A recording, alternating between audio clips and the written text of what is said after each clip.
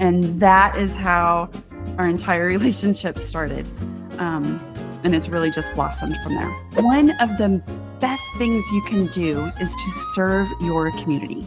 It's been wonderful because there are students that are with me that wouldn't able to be able to take lessons with me. I always start by helping people first.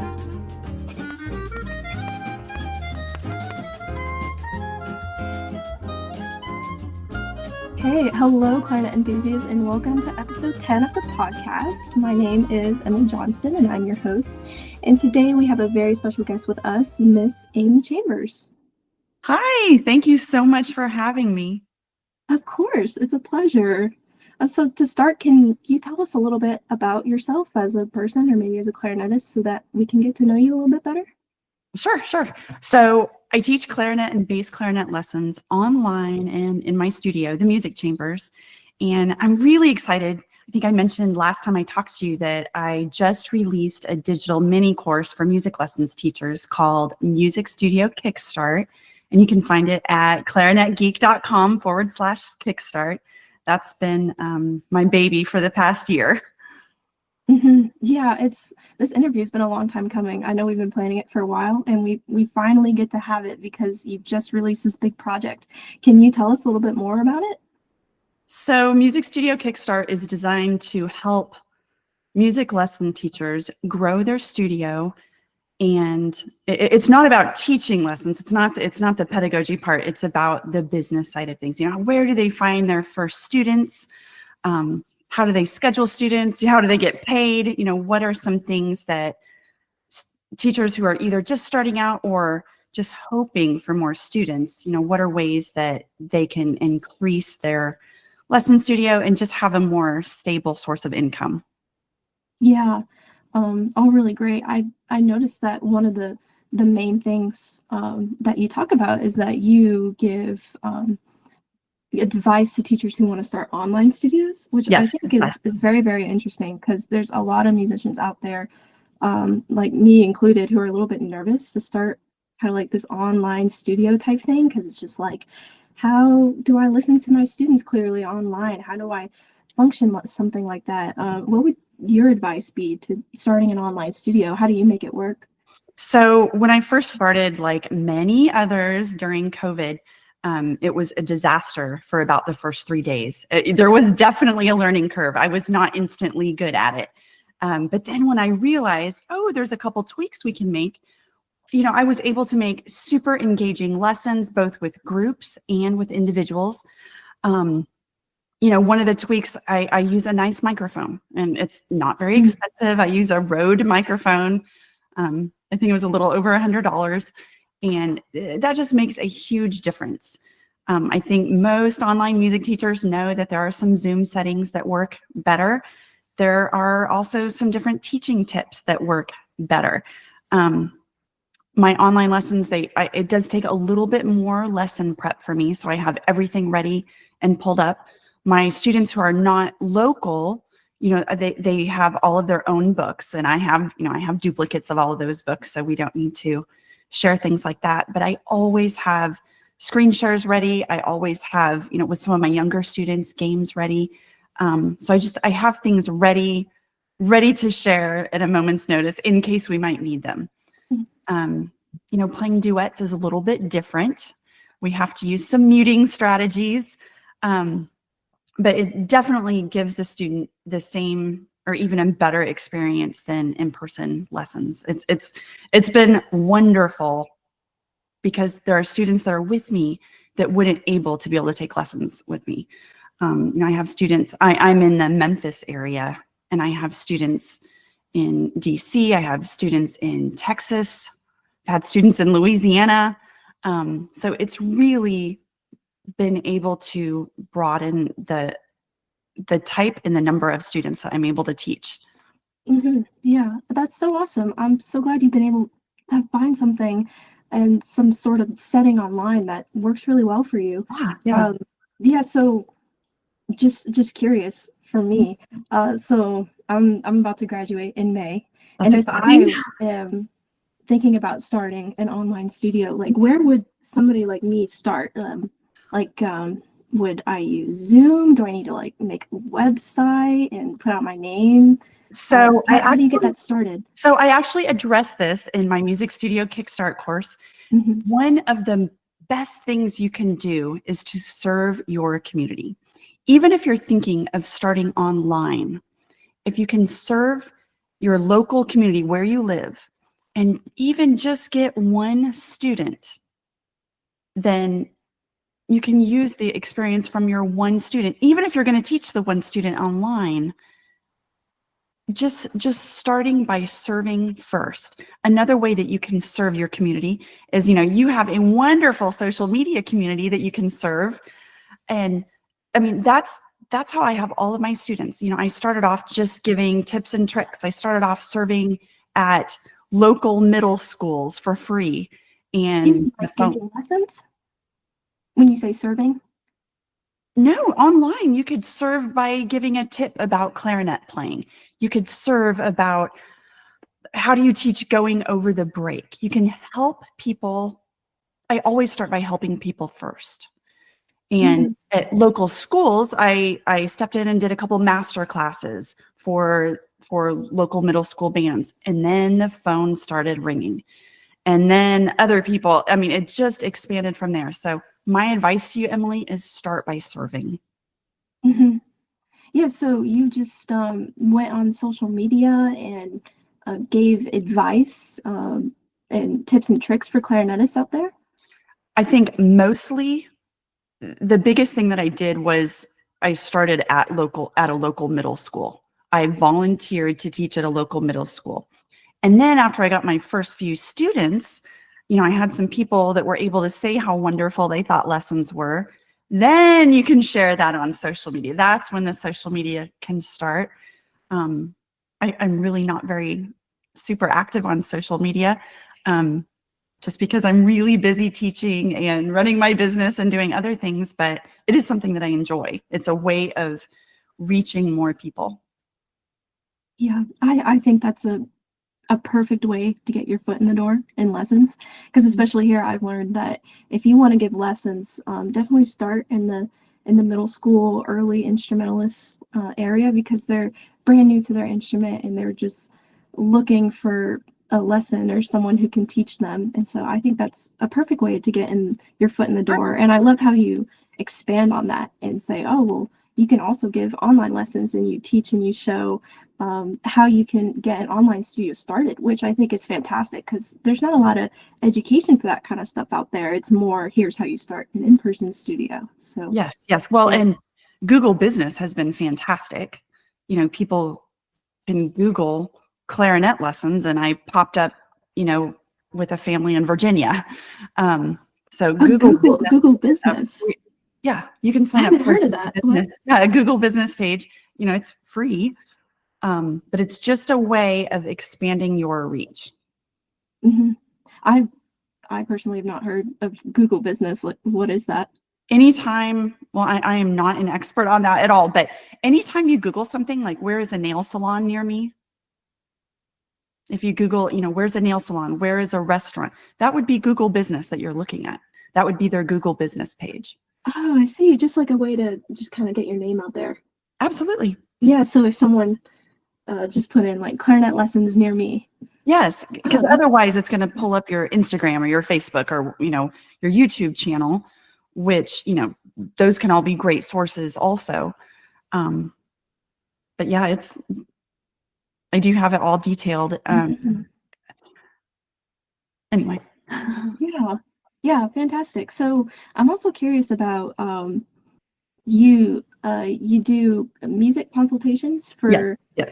clarinetists. Can you tell me a little bit about how that works? So as a music consultant, I love helping music teachers and small businesses across the country with guidance on growing their studios and becoming more effective teachers and music businesses. How that works, it just started off all the time. I was answering questions from people a lot like you, Emily, that were like, oh, what do I do about no shows? Or I can't afford to pay my water bill this month because, Lucy left her clarinet at school. And I just thought, wow, that's a real problem. And I had all these solutions in my head about how I can help people. and it started off with just a ton of free consultations. And then other small businesses started calling, whether it be a small music store or a big music manufacturer, which I can talk about that in a little bit. They started wanting my help. Gee, how can you do this for me? So that is how that part of the business blossomed. Mm-hmm. Yeah. So you're also you mentioned a bigger. Yes. You're part of a bigger music industry. You're a Jupiter artist, yes. Is that right? Yes. Yeah. So I've been creating educational content for Jupiter for a few years now, and as a Jupiter artist and educator, a lot of times I serve them by, they'll call and say, oh, what bore size would be best for a middle school clarinetist? And, then they send that to their designers, and, they actually are using real clarinetists, real educators to help with the design of their clarinets. That's one way I can help. Another way, I create educational content for them to share with their band director fans. I did a 4-video series for them this summer that I think is getting ready to come out pretty soon. Another way that I serve with Jupiter Music is I'm able to go out into the community. Again, here I am serving the community and teach workshops at schools and local universities. So that's something that Jupiter Music, they feel very, very passionate, just like I do, about music education. So they fund efforts to go out and educate other future music educators. Mm-hmm. Yeah, so I'm a little interested about this kind of like Jupiter ambassador career you have going on. So did you start with like doing all these workshops and everything, and Jupiter found you and hired you, or did you start with Jupiter and then you started doing all these workshops? And that's a good question. So the first, let me think how it first happened. I was asked to teach a workshop for a local, it was Prism Music Ensemble for local students. And I reached out to different companies to see if they would like to sponsor this, because, and I didn't randomly reach out to Jupiter. I have always loved Jupiter instruments. I play on a Jupiter clarinet. So, I thought that would be a good fit. And they said, yes, we would love to send you with your clarinet to go educate these young people. I think it was some all district preparation workshop. So that was how that relationship started. And then their brand manager said, oh, by the way, we love your videos. Would you do some for us? And that is how our entire relationship started. And it's really just blossomed from there. Yeah, fantastic. I love how you've started with like your authentic self and what you love doing, like creating this educational content and teaching, and then this whole career has kind of blossomed out of that. Yes, and it's all very connected. But the thing I love about it, my day is pretty much divided into 3 parts professionally. I get to work with my own private students. I get to work in local schools. I get to work on my digital course. And then, of course, serving Jupiter also. So I guess that's 4 things. But I think I would get bored if I was doing 40 straight hours of music lessons a week. So it really helps keep things fresh for me that I do a little bit of several different things. All clarinet related though. Yeah. So did you always know that this was the path you were going to take? I always wanted to be a band director. So, I went to school for music education. I went to Bradley University, super passionate about being a band director. I started as a band director, and with football games and basketball games and competitions and parades, I was never home, number 1. Number 2, it was incredibly stressful for me. I would almost get sick before concerts. I'd be so stressful thinking, oh, is little Johnny going to show up with his tuba, or are we not going to have it? It was things that were out of my control that I was so nervous about. And I can remember my husband saying to me that something has got to change. And as much as I loved the band director part of being a band director, so much of it wasn't even being an educator. So much of it was paperwork and filling out grants and fundraising. And anyway, I made a pivot, and it has been one of the smartest things I've ever done for myself. Yeah. So I'm able to do the best parts of all of that. I just show up and teach, that I get to do the fun stuff. Yeah, you are like a prime example of just this perfect little niche in between performing and like being a band director. Because I've seen with a lot of my friends who want to go down this band director path, and that they love teaching music. That's their whole thing. But you also need to have an act and have the ability to be a school teacher, which is like this whole thing in itself. And I love how you've kind of discovered this new realm of just like, I can solely be a clarinet teacher and make a career around that. Well, yes. And as a band director, I hardly got to perform. I didn't have time to practice. Yeah. I missed that incredibly. And now, I play with the Memphis Wind Symphony. I sub with the Memphis Symphony. I have a gig coming up next month that I'm performing in. So I still have that performance outlet, which is super important as a clarinetist and a teacher, to be out in the real world performing and doing what I love too, because I'm still human. Even though I'm a teacher, there's still me. There's still, the bass clarinetist in me that loves to perform. So yeah, that passion is still there, and it's hard to teach after a while. Children or intermediate clarinetists to perform when you haven't performed in years yourself. Sure. So I'm sure that helps. I definitely like to keep my chops active. I have college students that are preparing for their college auditions, so I don't only teach younger ones. So, and some of them are better players than me at the moment, probably.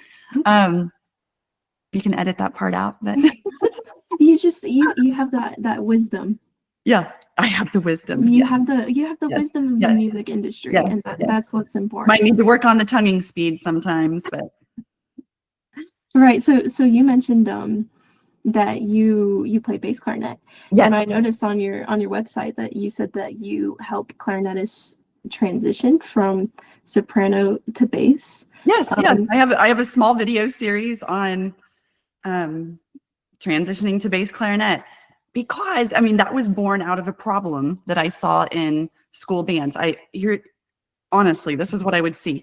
A kid would say, I want to play bass clarinet. And the teacher would say, oh, great, go play bass clarinet. There it is in the closet. And it might not work. It might not.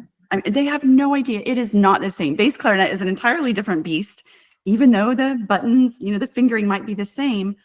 It's just, this video series isn't anything earth-shattering, but I think it's an important set of 3-minute videos on, how a kid can pick up a bass clarinet and start playing with minimal help from their busy band directors. Yeah, it takes time. Yes. It takes a lot of time. I remember when I was, the first time I played bass clarinet was here at UGA, and we all here audition on soprano, we play soprano. We don't have to know bass at all to come to the UGA, but we need bass clarinetists to play an ensemble. And so sometimes people will just be put on it and they're expected to know it, but it's whole other. Well, even putting it together for a kid.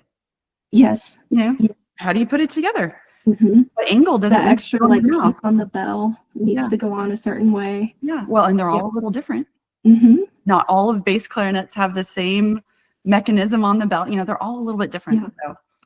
Yeah, and not a lot of teachers specialize and dive into that kind of stuff. And so I really appreciated seeing you have like these whole tutorials and outlines on the bass clarinet. Yeah, I think super useful stuff for people who wanted to get into that instrument. That is so nice of you to say. Thank you. Yeah. Do you think it helps with your students at all? Have they found?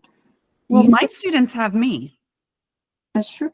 So it would be for students and teachers who don't have access to me. Is that I hope it's helped them. Is that part of your the new project you just released, or no? Is it just available? Yeah, it's on YouTube. It's Okay. free. Yeah. Yep. Yeah.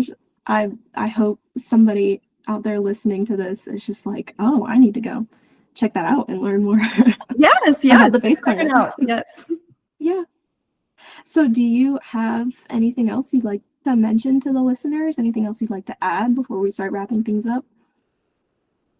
Well, I'm just so thankful that you had me here today. I told you that I'm really excited about helping other music educators succeed. And I'm so excited for you and your success with this podcast and wherever else you want to take your clarinet career. I wish you all the success in the world. Yeah, thank you so much for being here. I mean, this show, this podcast wouldn't be anything without all the guests and the amazing, talented people I've had on and who are just like, yeah, sure, I'll come on and talk with you for a little bit. And so thank you for coming on. You are very welcome. Well, I have listed all of Amy's socials and information down in the description below, so be sure to check her out. Thank you for coming on. You had some really amazing insights, and I'm wishing you the best of luck in the future. Aw, thanks, Emily.